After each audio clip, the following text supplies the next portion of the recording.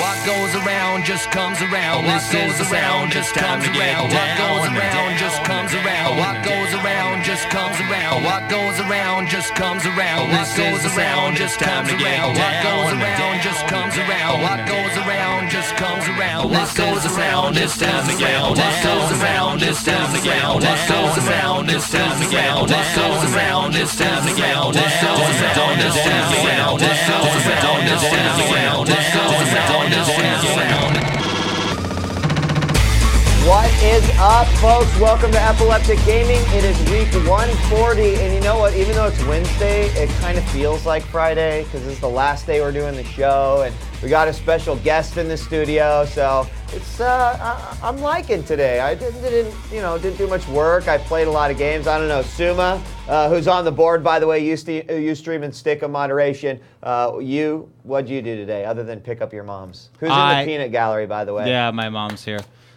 I sold that piece of crap that is Resident Evil Umbrella Chronicles. Yeah. And thank God GameStop gave me $20 for it. I can't believe that, dude. I can't believe that. Yeah, and I picked up Mass Effect. I talked to Marcus this morning. I talked to Wheat this morning about it. I was a little hesitant. I wasn't on the bandwagon like everyone else, but you know what? Wheat convinced me. I wanted to know if the story was good, if the voice acting was good. He said yes and yes, and I'm now officially going to be on the Mass Effect bandwagon. Yep. The funny thing, Suma, is that I didn't tell you any of the problems that the game has, so you'll be finding out some of that. No, I'm just kidding. It's not that bad. Over on production, we have got Camera. What's up, buddy? What's up, y'all?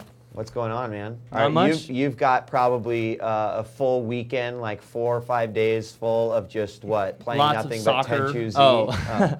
No Tenchu Z for me, but yeah, I'm gonna spend Thanksgiving in Long Beach, and then I think I'm gonna just hang out and play some video games like the rest of us. I like your grandpa shirt, Hogan. Thank you. Good job, buddy. Grandpa. Shit. I'm feeling. He looks like someone's like grandpa. What are you talking about? I'm actually going on a cruise in the Caribbean with my grandparents. No, I'm just kidding. I wish you would have invited me.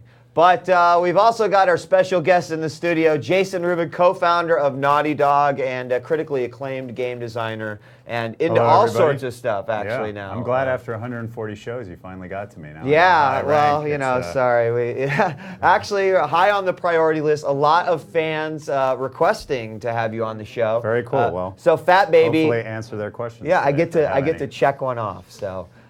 Jason, you have made many games in your time. I've got a list right here of some of the biggest that you've been credited on, of course, including the Crash Bandicoot series, a lot of the games in there, and Jack as well. But tell us a little bit about your game career. Maybe not everyone who watches the show knows who you are, but probably has played a game that you've been involved with. Quite possibly. I started in 1983 on a computer. In 1985, I published my first game with Andy Gavin. He's my partner. Still my partner, still working with him. It's been, 20 some odd years. Nice.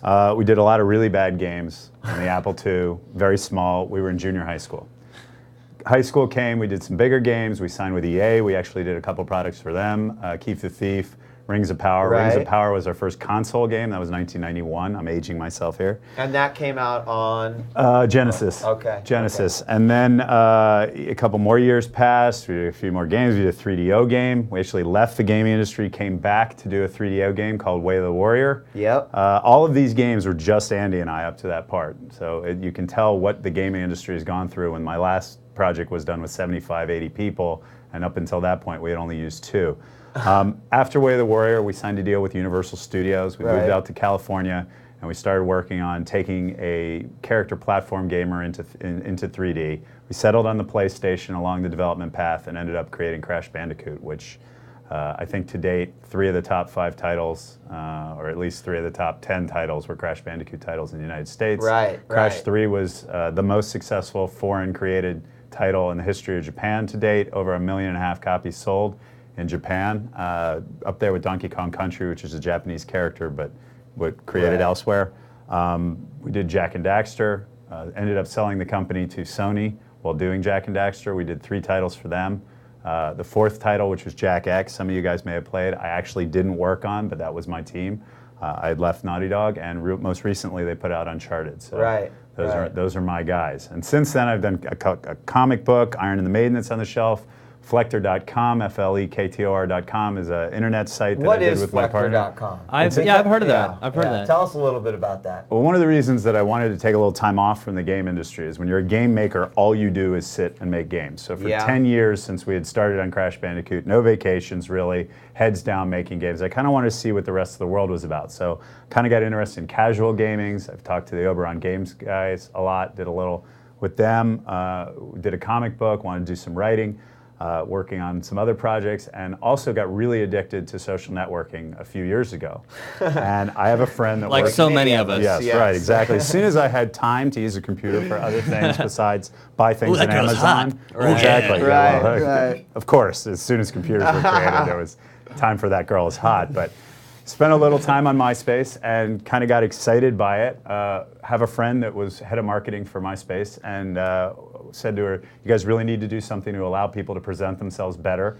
You know, take their pictures, take their videos, mash them together, make them interesting. She said, we have so much to do at MySpace and so many plans, we don't have time. So I said, great, I'll do it on the side and we'll sell it to you. And she said, yeah, you go for it there, buddy. And so we did. And Flector is now owned by Fox Interactive, which owns MySpace. So it's a media mashup tool. Go look at it. It's fun. It has nothing to do with gaming. And can you tell us a little bit about Iron and the Maiden, the comic book? I'm sure there's some viewers out there that are comic book nerds. Definitely, we got some comic fans on the show. Yeah, well, you know, another thing about making games is that if you're successful at making a game, you tend to make a sequel. This is a limited edition cover of the first Iron book that came out. That girl's hot, dude. You see that girl there? Yeah, I've been holding that. Are we I've been unit that we have this, Michael Turner and Francis Manipul special cover there, 2 artists. Yeah. Were it signed on eBay, you'd actually be able to get some money for it. That's been sitting in my. We can probably get that. Well, my signature's worth nothing. It turns out. The first books that went out signed. If the artist signed it, it like quadrupled the value. If I signed it, it was a few dollars less. So apparently, I ruined the value of the That thing's comics. been sitting in my apartment for the past couple months, and thank God you're on here to sign it and maybe give it away. Yeah, absolutely. Well, Iron was an idea that I had a long, long time ago. When you, like I said, if you're successful in games, you end up making a lot more than one title. Yeah. So you have all these ideas, but you're doing Crash 6, Crash 8, Crash 20, Crash 30, Jak 3, and so there were plenty of ideas in my head that had never made it to the games. It takes a lot to make a game. It doesn't take as much to make a comic, though I was surprised after going through the entire production cycle, how much it really does take to make a comic series. So I hired a bunch of artists, put it on paper, and the last issue's on the stands right now, the 4th issue. I gotta ask, you know, you went through a very, very long period of time with much success in gaming, and I'm sure you saw your fair share of, you know, cloudy days and hurdles to overcome.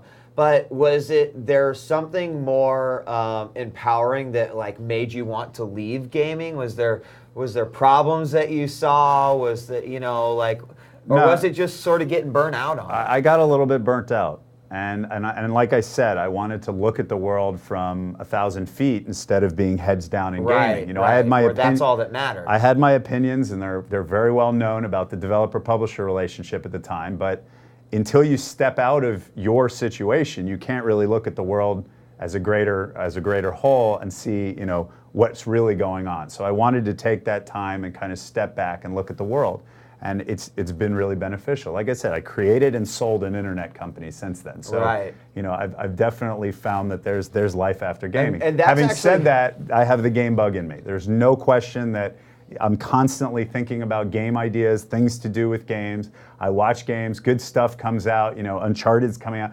Awesome game on the shelf, incredible reviews. My guys that I work with, so talented. You can see it wasn't me, it was the talent, obviously, that it was at Naughty Dog that made the games good, because Uncharted's amazing. I miss it. I wish I had been there. You know, more power to them, and congratulations definitely to all the Naughty Dog guys if you happen to be watching. You did it again.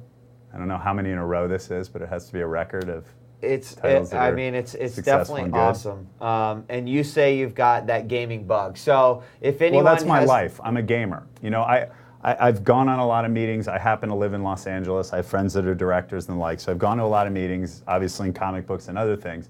And I will always be the game guy in another realm. Right. No matter how long I did something else. I understand that. Sure. Okay. Yeah. Okay. And do you like that role? I mean, absolutely. Absolutely. When I started in games, there was no love for games. And remember, the game industry collapsed when Nintendo collapsed. So the game industry in the old days was very tenuous. You didn't know how long it was going to be around. There was certainly no respect for it. My parents always thought I was going to get a real job at some point. And now the game industry is 100% equal entertainment industry to everybody else. It's got, maybe the biggest entertainment launch in a 24-hour period is probably Halo 3. Right. You have massive amounts of sales of the games. It's leaking into television. It's leaking into movies. Obviously, game ideas are moving beyond games in a larger fashion, and not only a back-to-the-bank situation, but people are actually interested in seeing movies made out of game material. So the game industry is now a full-fledged entertainment industry, and there's nothing I have to feel shy about. And Jason, 10 years ago in Hollywood, I felt shy being a game guy. Now,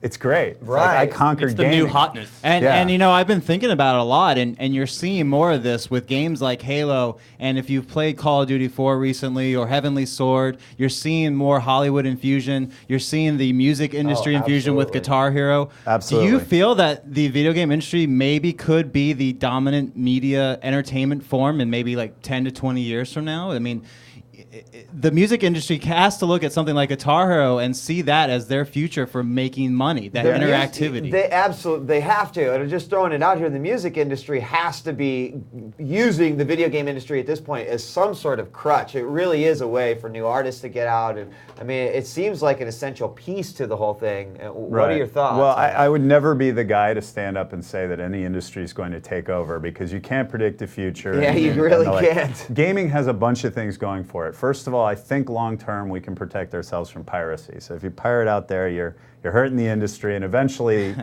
because it's non-linear and it will eventually be delivered digitally and the like. I think that will help the game industry. Absolutely. It'll hurt the piracy industry. It's too bad for pirates, but it'll be good for us long term.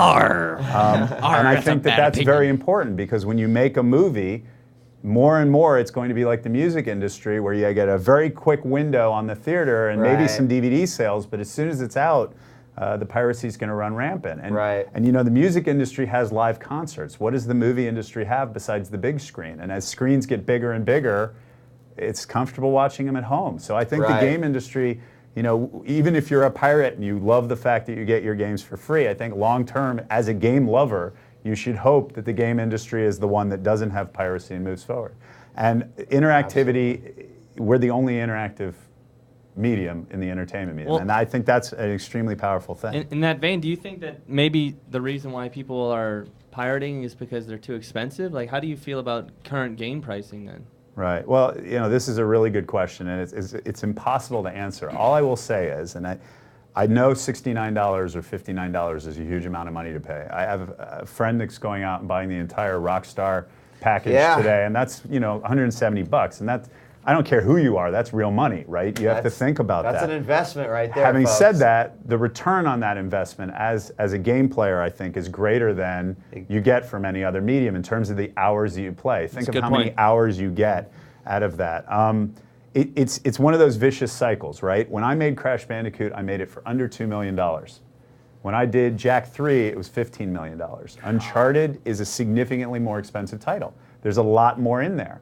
The price has gone up $10 since we released Crash on the shelf, and yet the price of the game to make it has gone up 10 times, 15 times. So the gamer is actually getting a lot more development in that box. Marketing is more expensive too. I would never argue that you're getting your value out of the marketing, because that's getting you into the store. But in terms of the actual number of people working on that title, the time it takes to make the title, the energy that goes into making it, it's $10 more than it was when we did Crash, and you're getting a hell of a lot better a game. And there's been inflation. I mean, honestly, it's a cheaper game today than it was back then. I wish games didn't cost that much to make, then we could sell it for less. But the truth of the matter is, it takes time. They're costing 20, 30, some of these games, but there is variation happening in the market with PlayStation Network, Xbox Live Marketplace, the rise of casual games on the PC. There still is room there, though, for up-and-coming developers to get noticed, such as Everyday Shooter was made by one guy, right? Yeah. So there is still room for the lowly guy or the lowly group to get noticed. And no question. And the best thing that's happened to the game industry is the diversity of games that's coming out now. You know, if you look at the average gamer that's playing on Oberon.com sites like Pogo and MySpace Games, the average is actually a woman in her 50s. Yeah. So that was an audience that I never thought would be a big game player, but they're spending huge amounts of dollars, huge amounts of time playing games, and that's a buffer for the industry. So if the casual market is strong and, for example, the high-end market has a weak year, it's not going to kill the publishers because they have that diversity.